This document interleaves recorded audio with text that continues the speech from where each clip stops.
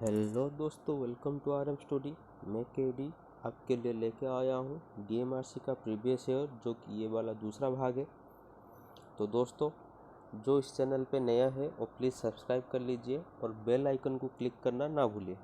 अगर कोई आप मुझे टेलीग्राम पे ज्वाइन करना चाहते हो तो टेलीग्राम का लिंक डिस्क्रिप्शन पे दिया हुआ है। इसके साथ चलते हैं आज के पहले क्वेश्चन की तरफ। The overcharging and over discharging of a lead acid battery will result in overcharging और over discharging of a lead acid battery, जो कि हम उसको बोलते हैं बॉकलिंग इफेक्ट। ठीक है, तो बॉकलिंग इफेक्ट क्या है? बॉकलिंग इफेक्ट जनरली आप उसको बेंडिंग ऑफ इलेक्ट्रोड बोल सकते हैं, जो कि ओवरचार्ज और डिस्चार्ज होने से इलेक्ट्रोड बेंड हो जाता है। ठीक है, वो वाला बैटरी का डिफेक्ट बन जाता है। उसको रिमूव कैसे करें? उसका पूरा के पूरा रिप्लेस करना पड़ता है उसका प्लेट को, उसको रिमूव करने के लिए। तो बैटरी का डिफेक्ट कितने तरह का है? एक है बुकलिंग इफेक्ट, जो वाला दिया गया है, और एक है हार्ड सल्फोटेशन। ठीक है, इसको कैसे रिमूव किया जाए? इसको रिमूव करने के लिए आपको ट्रिकल चार्ज, वो वाला मेथड आप यूज करना पड़ता है हार्ड सल्फोटेशन इफेक्ट को रिड्यूस करने के लिए। ठीक है, अगर लीड एसिड का आ गया है तो चलते हैं लीड एसिड के ऊपर। उसका जो लीड एसिड है उसका पॉजिटिव प्लेट में क्या यूज होता है? पॉजिटिव प्लेट में उसका लीड पेरोक्साइड और नेगेटिव प्लेट में स्पॉन्जी लीड। ठीक है, उसका इलेक्ट्रोलाइट क्या यूज होता है? H2SO4, जिसको हम सल्फ्यूरिक एसिड बोलते हैं, वो उसका इलेक्ट्रोलाइट में यूज होता है। उसका EMF कितना है? 2.1 वोल्ट पर सेल। याद रखना है इसको, वो इम्पोर्टेंट है। लीड एसिड सेल का EMF कितना है? 2.1 वोल्ट पर। दूसरा question, in transistor the condition of charge carry take place through solid material, hence the transistor is called. Question पे ध्यान दीजिए, वो बताया है कि charge carrier take place through a solid material. तो दोस्तों, आपको ऑप्शन से आंसर का पता चल जाया होगा कि आंसर है क्या? Solid state device. तो उसका आंसर आ गया आपका सॉलिड स्टेट डिवाइस। अगला क्वेश्चन है आपका, when the input machine is AC and output machine is DC, then the machine is called। ये क्वेश्चन में बताया गया है, अगर इनपुट मशीन में आपका AC है और उसका आउटपुट में आपका DC जा रहा है तो उस मशीन को हम क्या कहते हैं? ऑप्शन देखिए, direct asynchronous converter, rotary inverter, electrolytic rectifier, direct synchronous converter. ठीक है, आपको इधर दो ऑप्शन में डाउट आएगा, एक है डायरेक्ट एसिंक्रोनस कन्वर्टर और डायरेक्ट सिंक्रोनस कन्वर्टर। उसका क्वेश्चन का मतलब जो आंसर है, अप्रोप्रिएट जो आंसर है उसका अप्रोप्रिएट आंसर क्या है? Rotary converter. ठीक है, तो दोस्तों आप देखिए, डायरेक्ट सिंक्रोनस कन्वर्टर जो है उसको हम रोटरी कन्वर्टर भी बोल सकते हैं, क्योंकि डायरेक्ट सिंक्रोनस कन्वर्टर क्या करता है, जो कि आपका इनपुट AC आता है और आउटपुट DC जाता है। तो आपका आंसर इधर हो जाएगा डायरेक्ट सिंक्रोनस कन्वर्टर, जिसको हम बोलते हैं रोटरी कन्वर्टर। तो इसके साथ चलिए आपका अगले क्वेश्चन पर। अगले क्वेश्चन है आपका, the difference of phase between current and voltage is known as. Current और वोल्टेज का जो फेज डिफरेंस है उसका क्या कहते हैं? ठीक है, तो आपको मैं इधर दिखाता हूँ। ऐसे ये वाला अगर हम ले लेते हैं करंट और ये वाला हम ले लेते हैं वोल्टेज। ठीक है, तो ये आपका आएगा एक ग्राफ में, आप हमको शो करने पड़ता है कि फेज डिफरेंस होता है। ठीक है, वो दो तरह का हो सकता है, एक है सिंगल फेज और एक है 3 फेज। सिंगल फेज पे आपका आ जाएगा 90। सिंगल फेज में फेज डिफरेंस कितना है? 90 डिग्री। और 3 फेज में आपका फेज डिफरेंस है 120 डिग्री। उसको आप याद कर लीजिएगा, बहुत बार क्वेश्चन आ चुका है। 3 फेज में फेज डिफरेंस कितना है, जो कि है 120 डिग्री। चलिए आपका अगले क्वेश्चन पर, the loss due to resistance of armature coil is called. Armature coil resistance से जो आपका लॉस होता है वो तो आप इजीली आप समझ सकते हैं कि वो है आर्मेचर लॉस। तो उसके डीप में चलते हैं, तो पहले आते हैं लॉसेस कितने टाइप का है। एक है आपका कांस्टेंट लॉस, दूसरा है आपका वेरिएबल लॉस। तो कांस्टेंट लॉस में कौन कौन आता है? कांस्टेंट लॉस में आपका आ जाएगा iron loss, hysteresis loss, eddy current loss and friction loss. ये आप जितना भी रह जाएगा वो आपका आ जाएगा कांस्टेंट लॉस में। दूसरे आएंगे वेरिएबल लॉस में क्या क्या आएगा आपका आ जाएगा कॉपर लॉस, और कॉपर लॉस को हम दूसरे बोलते हैं आई स्क्वायर आर लॉस। उसमें कंफ्यूज होने का कोई तरीका नहीं है, तो इजीली आप समझ सकते हैं कि कॉपर लॉस को हम आई स्क्वायर आर लॉस भी बोलते हैं।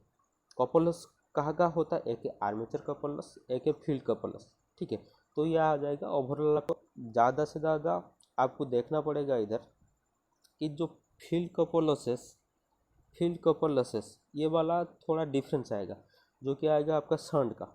ठीक है, अगर आप शंट मोटर केस को मानते हैं तो उधर आपका फील्ड कॉपर लॉस कांस्टेंट हो जाता है। ये वाला टर्म आप याद कर लीजिए, शॉर्ट मोटर में field copper loss constant losses पे जाता है। ठीक है, चलते हैं दूसरे क्वेश्चन पर। इन लैमिनेटेड कोर और armature which one of the following loss is low. ठीक है, कोर लॉस आर्मेचर में लैमिनेटेड कोर और armature which of the following losses is low. इधर एडी करंट लॉ आपका अप्रोप्रिएट आंसर आएगा, क्योंकि एडी करंट लॉस आपका जनरली लो ही रहता है, वो डिपेंड करता है आपका लैमिनेशन के ऊपर। और दूसरा आ जाएगा आपका हिस्टोसिस लॉस, ये वाला आ जाएगा आप उसका लैमिनेशन पे कौन सा मटेरियल यूज होता है उसके ऊपर डिपेंड करेगा आपका हिस्टोसिस लॉस। ठीक है,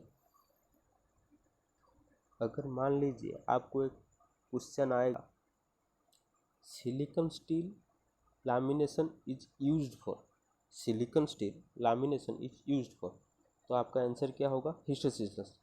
ठीक है, ऐसा ही क्वेश्चन पूछा जाता है एग्जाम पे। उसके बाद चलते हैं आपका अगले question.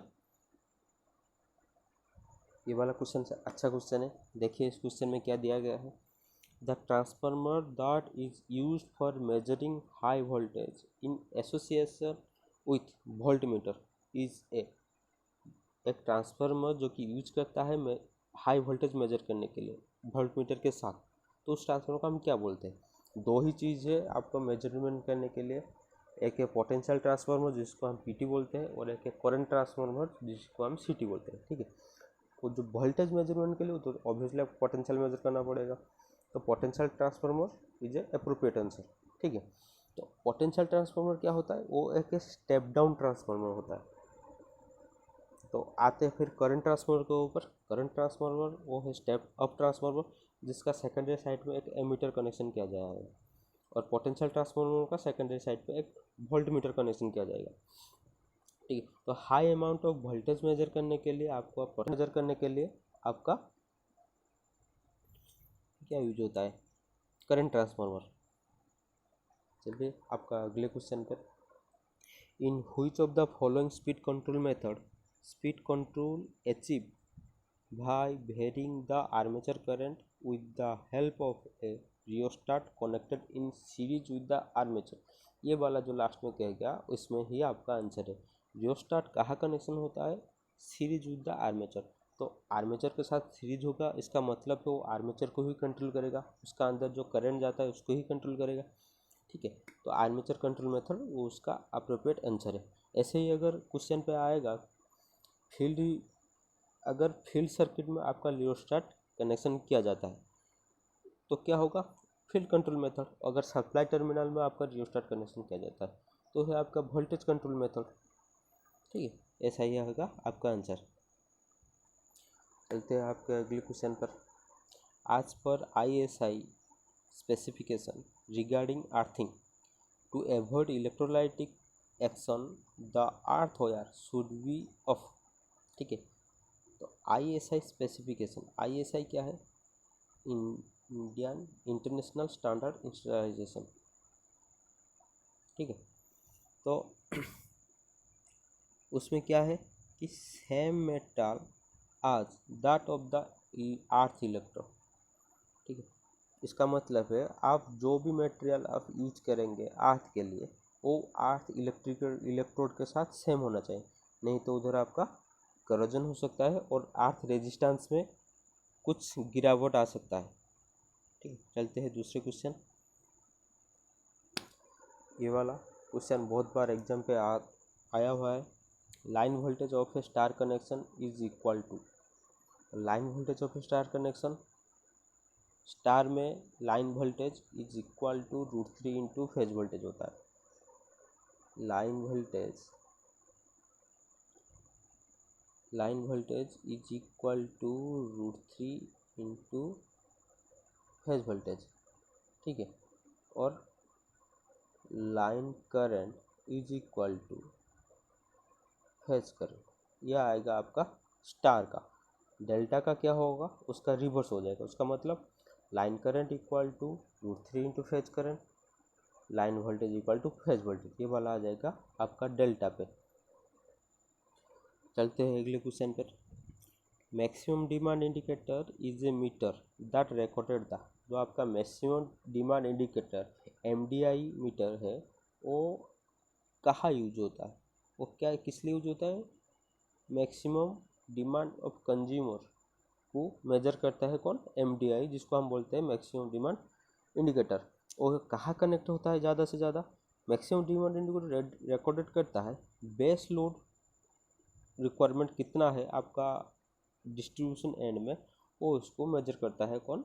MDI, maximum demand indicator. चलते हैं अगले क्वेश्चन पर। Which of the following earthing method is commonly used nowadays, अभी जो चल रहा है वो सबसे ज़्यादा कौन सा अर्थिंग मेथड अब यूज करते हैं? जो कि आंसर है पाइप अर्थिंग, ठीक है। पाइप अर्थिंग का सबसे स्पेसिफाई क्या है, वो आपका लो कॉस्ट में आ जाएगा और एफिशिएंसी भी उसका ज़्यादा है, तो इसलिए हम पाइप अर्थिंग ज़्यादा प्रीफर करते हैं अर्थिंग के लिए अब जो चलता है। The function of a flasher in a series set of the ball is to, flasher का फंक्शन क्या है? Break and make the circuit with no light, ठीक है। आपको पता होगा फ्लाशर का सिंबल कैसा है, दिखा देता हूँ थोड़ा, आप याद कर लीजिए। ऐसा आएगा उसका सिंबल, ठीक है। तो ये क्या होता है, ये वाला जो पॉइंट है ये क्या होगा, अगर ज़्यादा हीट होने से कनेक्ट हो जाएगा और छोड़ जाएगा, ठीक है। तो ब्रेक और make the circuit with no light आएगा उसका एप्रोप्रिएट आंसर। चलते हैं उसका आपके अगले क्वेश्चन पर। इधर दिया गया है a 5 kilowatt 50 hertz 6 pole slip ring induction motor run at 960 RPM and the synchronous speed is 1000 RPM. Calculate the percentage of slip. तो आपको फार्मूला याद होगा, अगले में भी बताया था।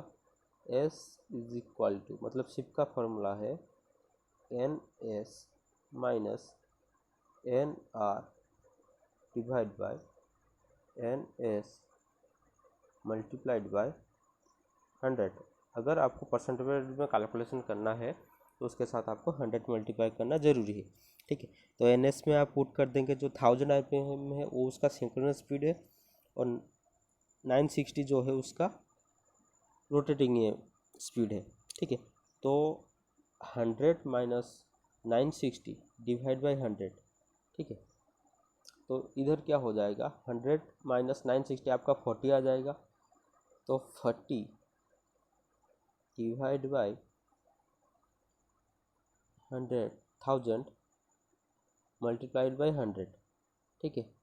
इसका 2 जीरो, इसका 2 जीरो कट जाएगा, इसका 1 जीरो, इसका 1 जीरो कट जाएगा, तो आपका आ जाएगा आंसर 4%, ठीक। तो आपका एप्रोप्रिएट आंसर आएगा 4%।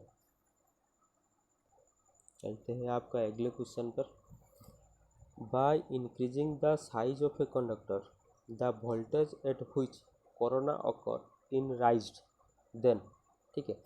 जो कोरोना है, पहले आपको समझना पड़ेगा कोरोना कहाँ होता है। कोरोना आपका ट्रांसमिशन लाइन पे ओकर होता है। पहली बात तो ये है, कोरोना क्या है, एक वायलेट कलर का लाइट आपका कंडक्टर के चारों ओर पे जला हुआ दिखेगा, ठीक है। उस सारी जगह पे नहीं होता है, कुछ कुछ जगह में होता है जहाँ पे डस्टी पार्टिकल कंडक्टर के ऊपर ज़्यादा रह जाता है।